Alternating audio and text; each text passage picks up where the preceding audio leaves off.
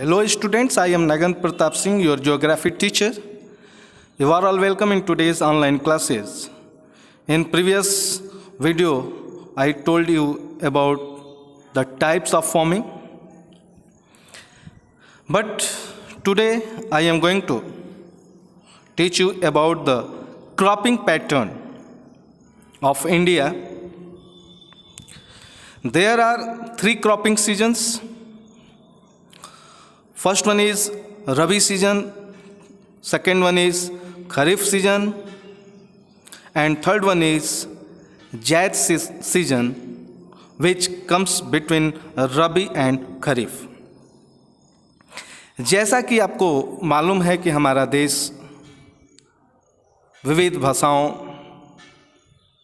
धर्म, जाति का देश है। जिस तरह से अनेक भाषाएं हैं, अनेक धर्म के लोग रहते हैं, ठीक उसी प्रकार अनेक प्रकार के फसल भी अलग अलग जगहों पे अपने देश के अंदर बोए जाते हैं, जिसमें का पहला है रबी क्रॉप्स और rabi seasons. The crops which are sown in winter from October to December are called Rabi crops। यानी जो फसल जाड़े के मौसम में अक्टूबर से दिसंबर तक के बीच में बोए जाते हैं, उन्हें रबी क्रॉप्स कहा जाता है।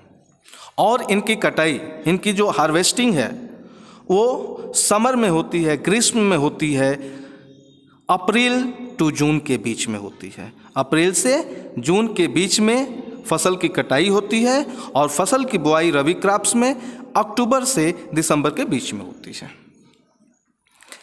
Some important rabi crops are, कुछ जो महत्वपूर्ण रबी क्रॉप्स हैं वे हैं wheat, barley, peas, gram and mustard. ये जितने भी क्रॉप्स हैं ये सभी रबी क्रॉप्स कहे जाते हैं और विंटर में बोए जाते हैं। These crops are grown in large parts in India। ये जो फसल हैं बड़े पैमाने पे हमारे देश के अंदर इन फसलों की खेती की जाती है। जैसे north parts to north western parts, हमारे भारत का जो नॉर्दर्न पार्ट्स है, नॉर्दर्न पार्ट्स से लेके नॉर्थ वेस्टर्न पार्ट्स तक रबी क्रॉप्स की खेती होती है।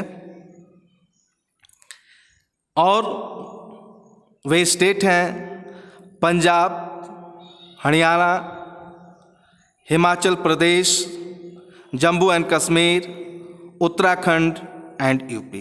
इन राज्यों में रबी फसल बोए जाते हैं।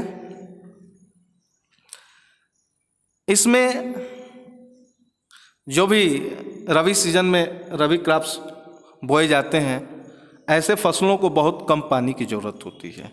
आप देखते होंगे जो खरीफ सीजन है उसमें पानी की आवश्यकता ज़्यादा होती है। जब धान की खेती होती है तो वो पानी वाला ही फसल है, लेकिन ये जो रबी क्रॉप्स होते हैं इनको पानी बहुत कम चाहिए। और आप देखते होंगे कि जाड़े के दिनों में शीतलहर का मौसम होता है, ओस गिरता है, वो भी जो है एक तरह का इरिगेशन का ही रूप होता है इन फसलों के लिए। क्यों इरिगेशन हम करते हैं? किस लिए? मिट्टी में नमी के लिए। क्योंकि मिट्टी मुलायम रहती है तो फसल का ग्रोथ अच्छा होता है। और जाड़े में धूप बहुत तेज नहीं होती, ओस भी पड़ता है, जिससे कि मिट्टी में नमी बना रहता है और मिट्टी से जल्दी नमी भी गायब नहीं होता, क्योंकि धूप बहुत कम होता है। इसमें आप कभी कभी देखे होंगे कि वर्षा भी होता है, लेकिन वो वर्षा जो होता है बहुत हल्का बारिश होता है।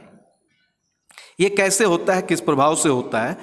तो availability of precipitation during winter month due to the western temperate cyclones helps in the success of this crops.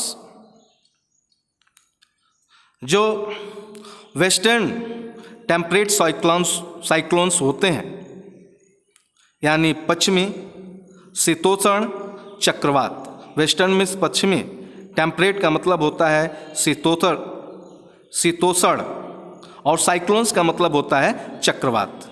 तो जो पश्चिमी शीतोष्ण चक्रवात होते हैं उनके कारण जाड़े में वर्षा की उपलब्धता होती है। जो हल्की बारिश होती है, जो रेनी सीजन में बहुत ज़्यादा बारिश होती है, उस तरह का वर्षा नहीं होता है। The success of green revolution in Punjab, Haryana, western UP and parts of Rajasthan has also an important factors in the growth of Rabi crops. Green revolution means हरित क्रांति। जो Punjab, Haryana, western UP and some parts of Rajasthan में जब हरित क्रांति हुई थी, तो ये भी रबी क्रॉप्स के ग्रोथ के लिए एक अहम फैक्टर्स हैं। ये फैक्टर मीन्स कारक, ये महत्वपूर्ण कारक हैं जिसके वजह से रबी क्रॉप्स का ग्रोथ हुआ। किसके वजह से? ग्रीन रिवॉल्यूशन के वजह से। अब चलते हैं, जो नेक्स्ट है kharif crops.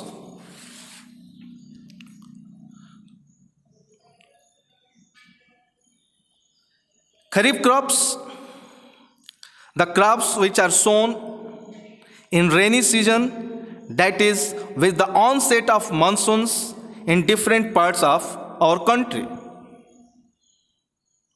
are called kharif crops.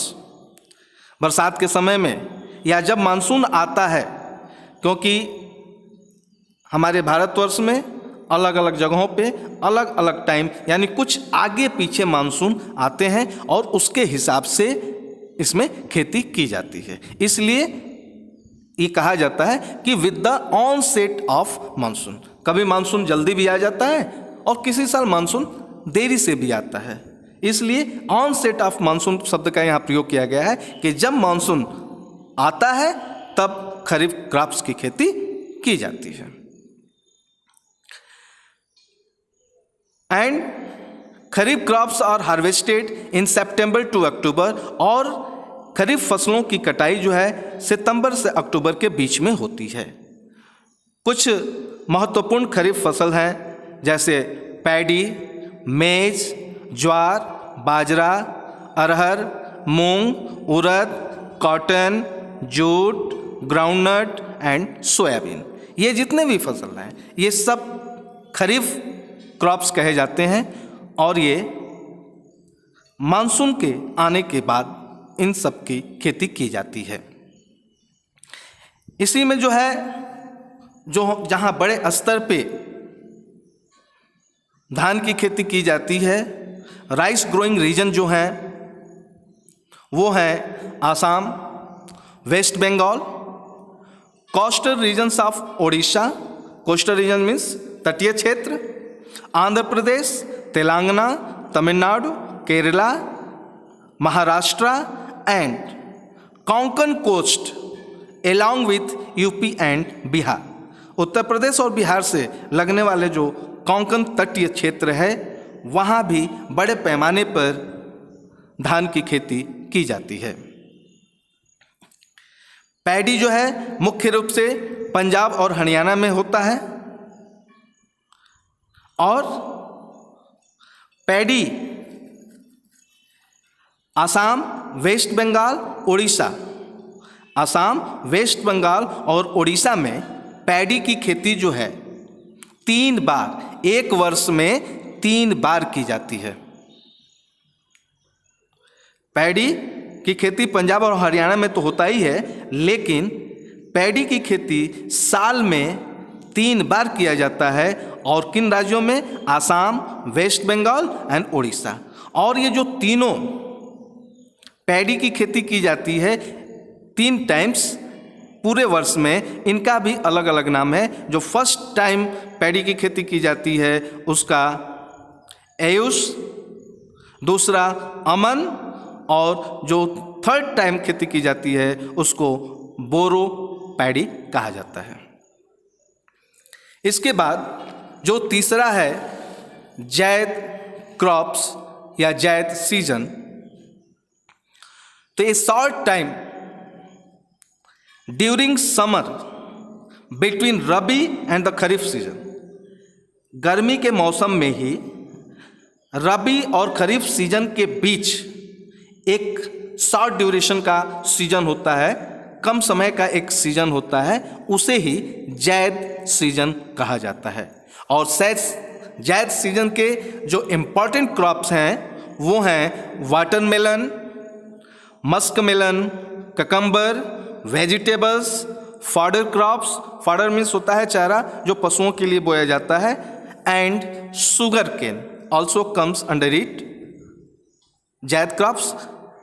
लेकिन शुगर केन का क्या होता है कि ये पूरे ऑलमोस्ट मतलब लगभग पूरे 1 साल लेता है, जबकि बाकी जो है watermelon, muskmelon, cucumber, vegetables and fodder crops ये कुछ महीने ही लेते हैं। लेकिन ईख जो बोया जाता है जैद सीजन में वो पूरा 1 साल लेता है।